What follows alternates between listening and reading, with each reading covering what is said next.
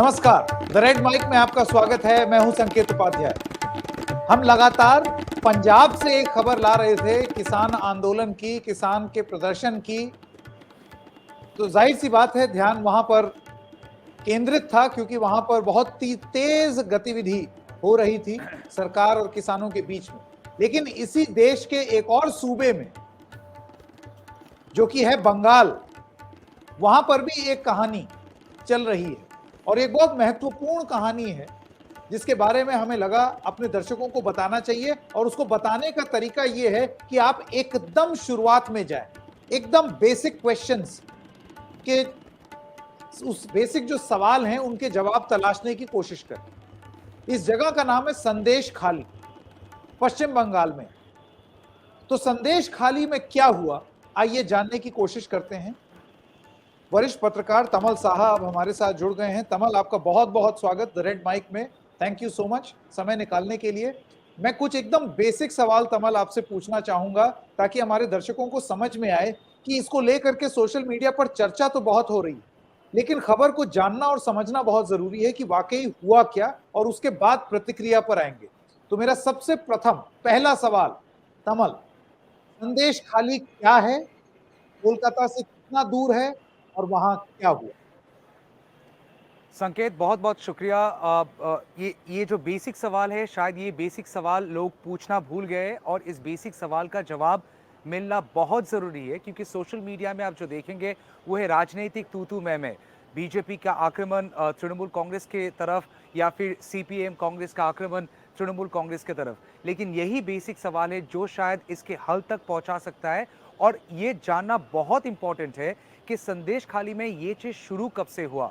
आपको मालूम होगा, शेख शाहजहां जो तृणमूल कांग्रेस के नेता है, जिनके घर एनफोर्समेंट डायरेक्टरेट के आधिकारिक पहुंच गए थे पिछले महीने, क्योंकि उनको सवाल जवाब करना है, रेशन स्कैम में पूछताछ करना है। और शेख शाहजहां माना जाता है कि ज्योतिप्रिय मौलिक जो तृणमूल कांग्रेस के मंत्री है, उनको अभी ईडी की हिरासत में है। ईडी ने गिरफ्तार किया था, अभी जेल हिरासत में है। तो उनका सहयोगी माने जाने वाला ये शेख शाहजहां के घर पहुंच गए एनफोर्समेंट डायरेक्टरेट जनवरी 2024 में। लेकिन उनके घर तक प्रवेश नहीं कर पाए एनफोर्समेंट डायरेक्टरेट के ऑफिशियल्स। उनको रोका गया और उन पे आक्रमण भी हुआ। और ये शुरुआत हुआ इस कहानी की। इस कहानी की शुरुआत उस दिन से हुआ जब ईडी के आधिकारिक के ऊपर आक्रमण हुआ। लोकल्स जितने सारे लोग थे उनके तरफ से आक्रमण किया गया और कहा गया कि एनफोर्समेंट डायरेक्टरेट तानाशाही कर रहा है, इसीलिए उनको रोका गया। लेकिन इसका जो फलस्वरूप जो सामने आया कि संदेश खाली अगर ऐसी एक जगह है, एक आइलैंड सी जगह है, कोलकाता से करीबन 72 किलोमीटर दूरी में है। और सड़क खत्म होने के बाद पानी से आपको, नाव से आपको जाना पड़ेगा दूसरे आइलैंड में। और संदेश खाली 1 और संदेश खाली 2, ये दो ब्लॉक है। शेख शाहजहां का घर संदेश खाली ब्लॉक 1 में है और उनके जितने सारे फॉलोअर्स ज्यादातर संदेश खाली ब्लॉक 1 में है।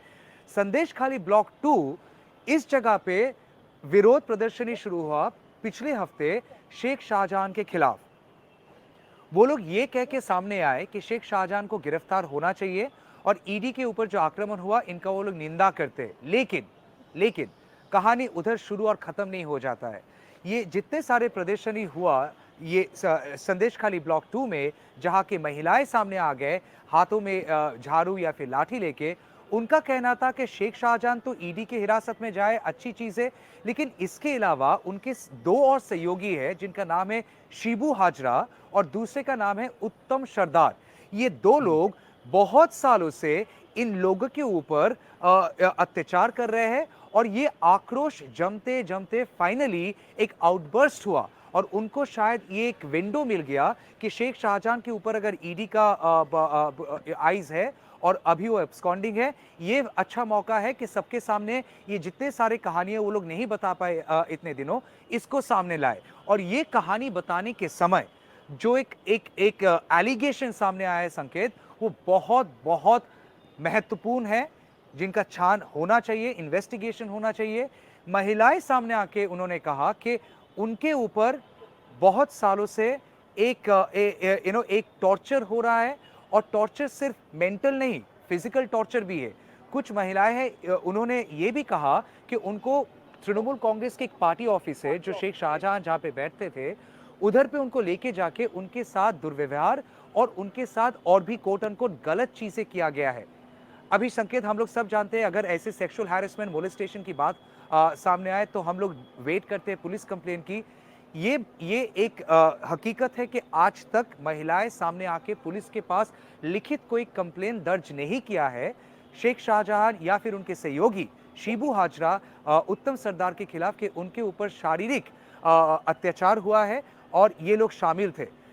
और पुलिस अभी जो तत्पर होके एक कमिटी भी फॉर्म किया है, महिला पुलिस ऊपर में बैठा के वो घर घर जाके लोगों से मिलके उनका कंप्लेन लेने की कोशिश कर रहे हैं।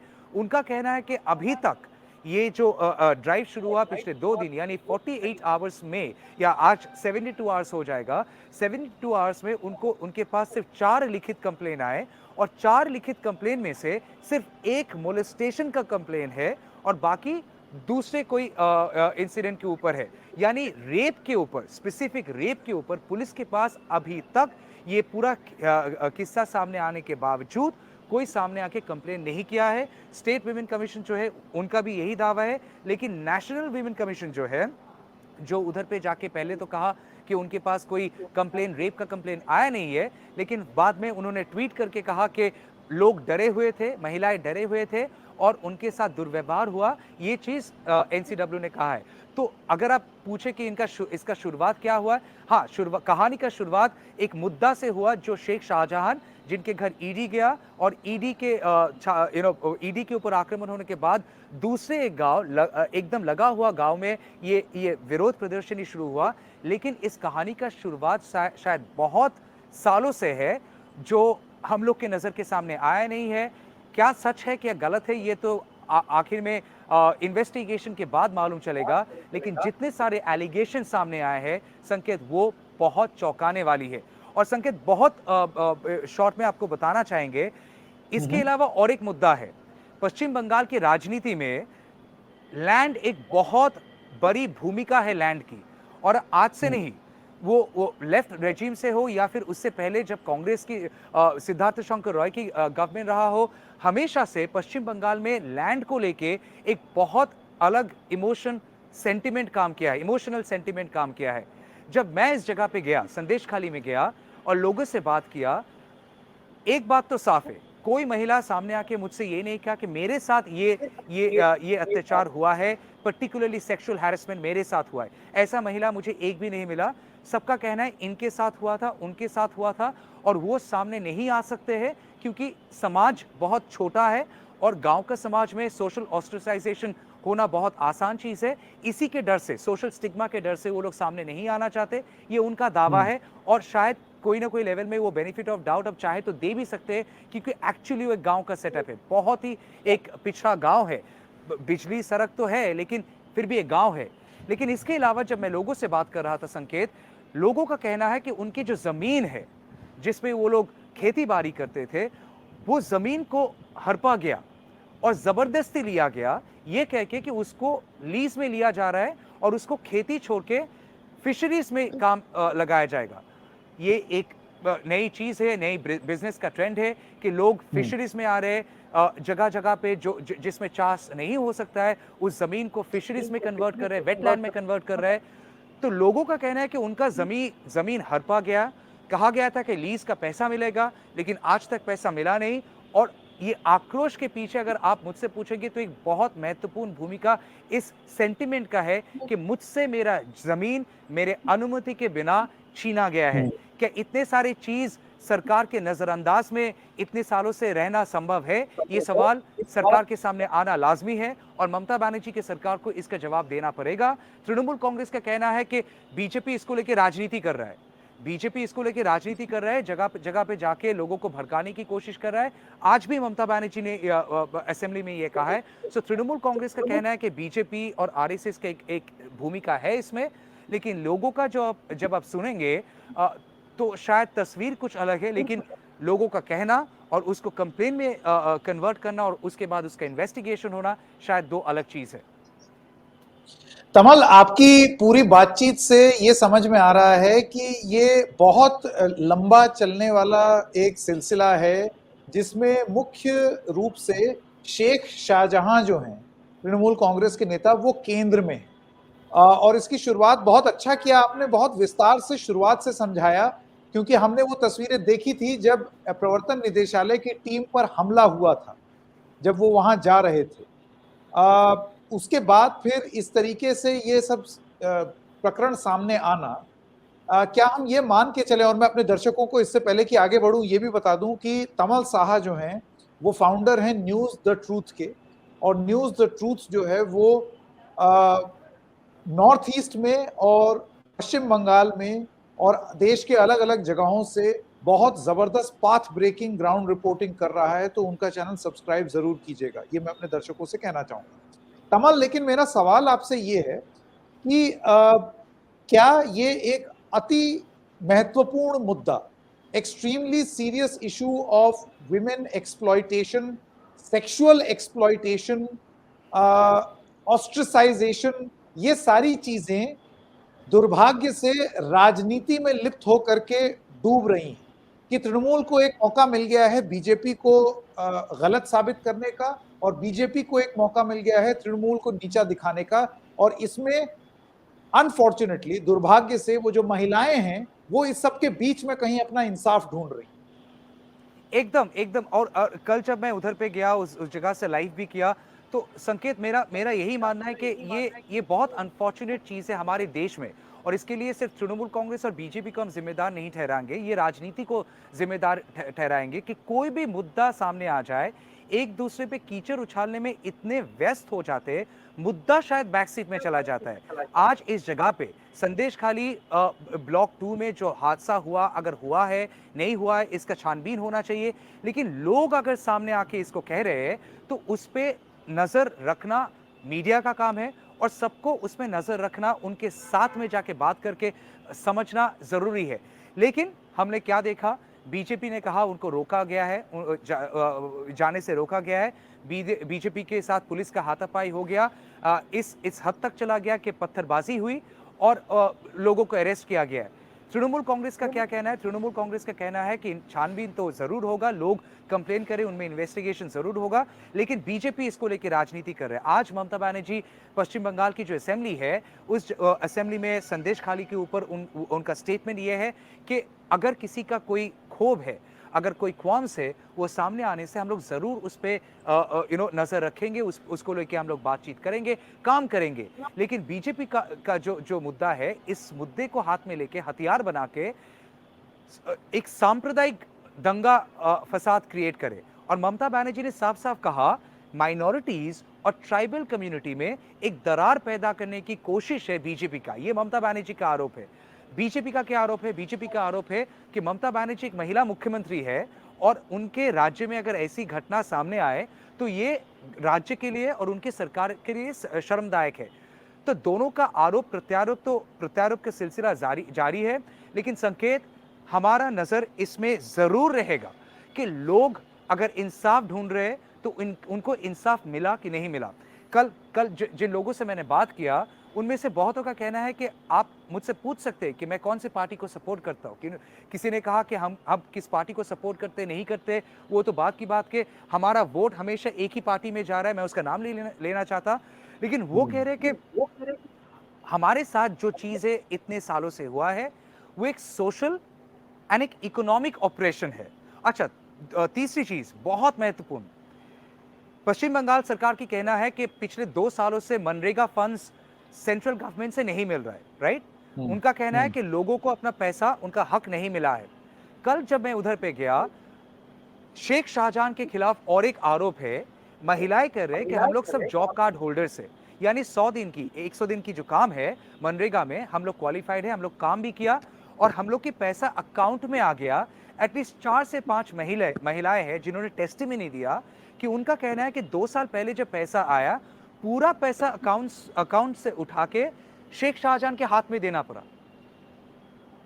हम ताज्जुब हो गए कि अगर ये चीज हो रहा है तो आप इसको ऑपरेशन नहीं कहेंगे तो क्या कहेंगे? और लोगों का कहना है कि हम लोग एक डर के वातावरण में जी रहे हैं। शेख शाहजहां माना जाता है एक इंपॉर्टेंट लीडर है तृणमूल कांग्रेस की। तृणमूल कांग्रेस कौन है? रूलिंग पार्टी पश्चिम बंगाल की। और एक रूलिंग पार्टी का लीडर अगर हमारे ऊपर कुछ कर रहा है, अन्याय कर रहा है, तो हम शिकायत लेके किसके पास जाए? पुलिस के पास जाए। लोगों ने स्टेटमेंट दिया है कि जब हम पुलिस के पास गए, पुलिस ने कहा कि अब शेख शाहजहां के पास वापस जाइए, शिबू हाजरा के पास वापस जाइए और अब मैटर को सॉर्ट आउट कीजिए। यानी पुलिस की भूमिका इस जगह पे सबसे ज्यादा जिसके ऊपर बिल्कुल। प्रश्न चिन्ह आना चाहिए, वो पुलिस की कमल, भूमिका है। इसीलिए जुड़ा हुआ सवाल ये है ना, आज की डेट में अगर प्रशासन ये बोले कि इन लोगों ने पहले शिकायत क्यों नहीं की, या फिर ये बात बोले कि अभी भी जो शिकायतें आई हैं वो उतनी गंभीर धाराओं में नहीं है जितनी कि दावा किया जा रहा है या बताया जा रहा है। ये भी तो संभव है कि प्रशासन के पास ये महिलाएं जा रही हों और उनको ना जाने दिया जाए या हल्की धाराओं में मामला दर्ज करा दिया जाए। और ऐसे सब मामलों में आप जानते हैं कि महिलाओं को कितना उत्पीड़न, अपने उत्पीड़न हो जाने के बाद भी झेलना पड़ता है प्रशासन से।